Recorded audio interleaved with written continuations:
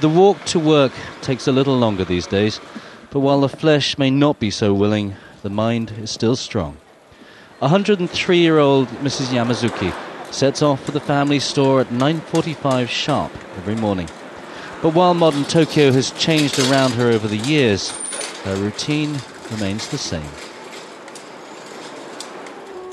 She, like millions of other Japanese who would be of retirement age elsewhere, is still an active member of the workforce. However, unlike others who might look to retirement as a time for a well-earned rest, keeping herself busy, she says, is the secret to a long life. The secret of long life for me is running this shop. When I come here, people I know drop by. I chat with them, and I always look forward to it. I love being here at my shop. For others in Japan, however, it's not a question of choice. This street is famously popular with older shoppers who come for the tasty snacks. But if you look carefully, it's not just the customers who are past retirement age.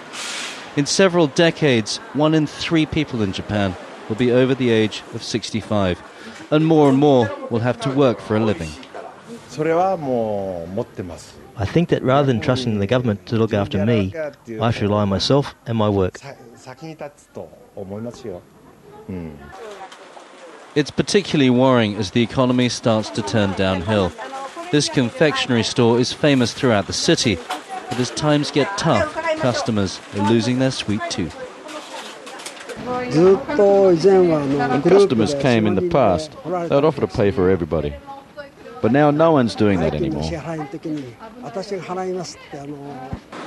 The second largest economy in the world does have a certain amount of money in reserve, and Japan's economy hasn't been that badly hit yet. But a government pension scandal earlier this year has seen a loss of confidence in the ability of the state to care for the old.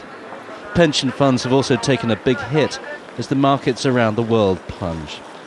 In a society which usually venerates the old, long life is looking more like a burden than a reward. It causes a big anxiety among the Japanese people because their talents are almost abandoned by the government, and they themselves cannot support the pension. But the greatest worry should perhaps be not for the old, but for the young, who will face increasing problems in the decades to come. The problem for Japan's workforce is that with an aging population, contributions into healthcare and state pensions are less and less every year. So for those who are setting out into the workplace today, there's very little chance that they'll be fully cared for by the state. Tony Cheng, Al Jazeera, Tokyo.